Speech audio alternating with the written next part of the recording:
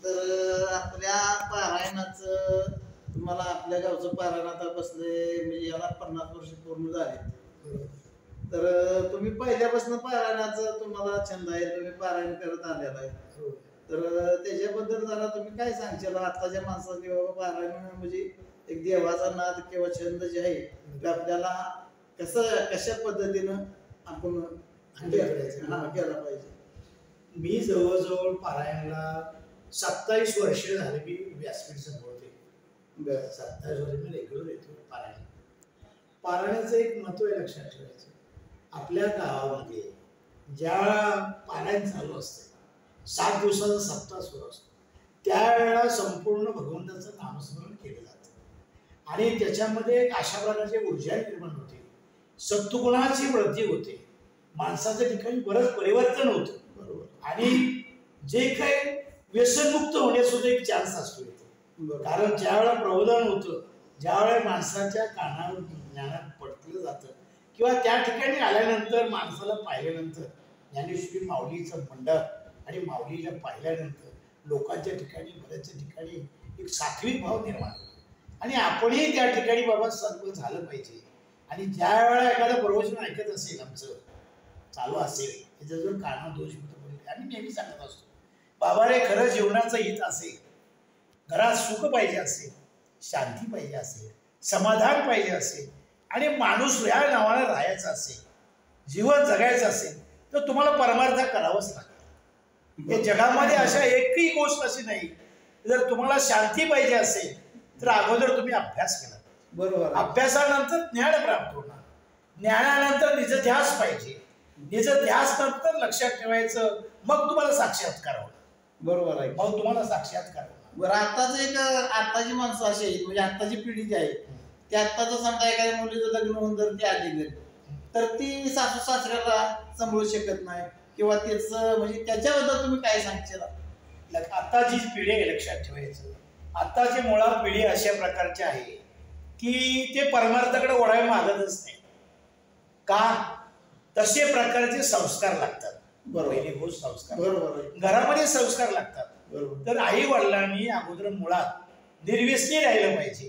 तर आपल्या मुलाला सांगू शकतो आपण बाबा मी कसा निर्व्यसनी आहे, मला कसा भजनाचा नाद आहे, मला कसा परमार्थात बाबा कीर्तनाला जाण्याचा नाद आहे, मला ग्रंथ वाचायचा माझी आवड आहे म्हणजे श्रावण महिन्यात. बरोबर. आणि मग अशा प्रकारे एखादी पंढरपूरची वारी करणं किंवा आपण अनेक तीर्थयात्रा करणं, उपास करणं, त्यामुळं आपल्या ठिकाणी यत्किंचित परिणाम होऊ शकतो.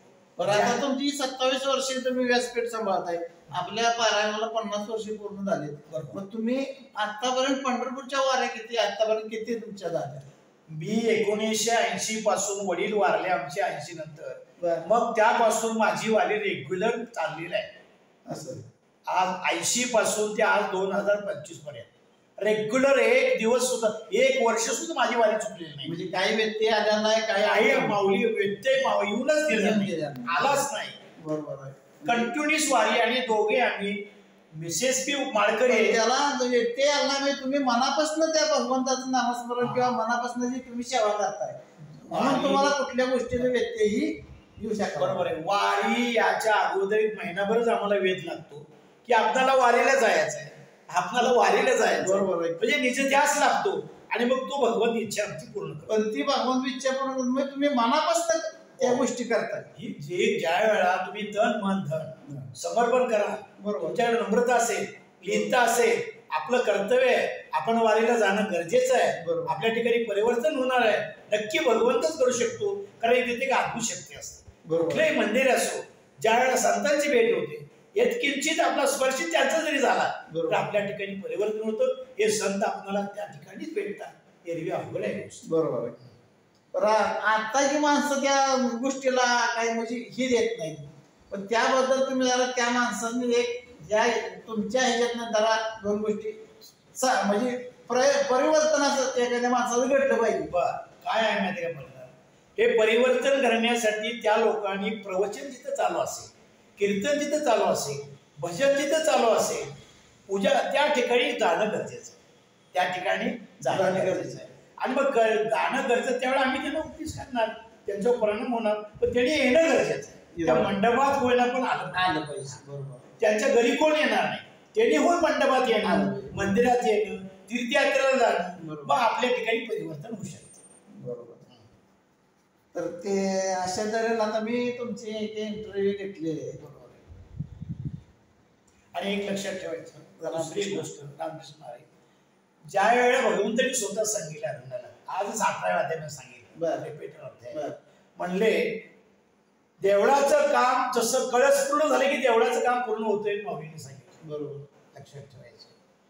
तसं म्हणलेलं आहे की मनुष्य परिपक्व झाला, ज्ञान प्राप्त झालं की त्याच्यात आचरणात बदल होतो. आचरणावरनं कळतं आपल्याला किंवा या माणसाच्या ठिकाणी बदल झाले. जसं माणसाचं बोलण्यावरून माणसाचं अंतकरण ओळखता येतं, फुलावरून झाड ओळखता येतं, आणि पूर्वसंचितून आता माणसाची स्थिती ओळखता येते. तो गरीब का, श्रीमंत का, दारिद्र्य का, तर पूर्वसंचित कमी आहे हे माणसाला आता समजतं. लक्षात ठेवा. आणि समजल्यानंतर परिवर्तन होणं माणसाची जरूरत आहे, कारण त्याशिवाय सुख तुम्हाला कुठेही मिळणार नाही. जिथं जाईल ते दुःखीच माणूस भेटणार. आणि जर तुम्हाला सुख पाहिजे असेल, संतांना शरण जावं लागेल, संतांचा वाङ्मयाचा अभ्यास करावा लागेल. त्यावेळेला तुम्हाला धर्म आणि अधर्म काय आहे हे तुम्हाला तुमच्या बुद्धीनं तुम्हाला जाणून घेतलं पाहिजे. आपल्या शरीरामध्ये मन राजा आहे, बुद्धी प्रधान आहे, आणि बुद्धी विचार सारी बुद्धी विचार करते. भगवंतांनी मन म्हणली माझी विभूती आहे, बुद्धी आणि मन म्हणली शरीरामध्ये आत्मा, या स्वरूपाने मी आहे. सर्व ठिकाणी भगवंत भरलेलेच आहे. फक्त आम्हाला ओळखण्याचं ज्ञान पाहिजे, आणि ओळखण्याचं ज्ञान होण्यासाठी आम्ही संतांना शरण केलं पाहिजे. ते ज्ञान संतांच्या जवळ आहे. तुम्ही तन्मन धन करून संतांना जेव्हा शरण जा, त्यावेळेला ते तुम्हाला अपेक्षित तुमच्या मनात आहे त्याला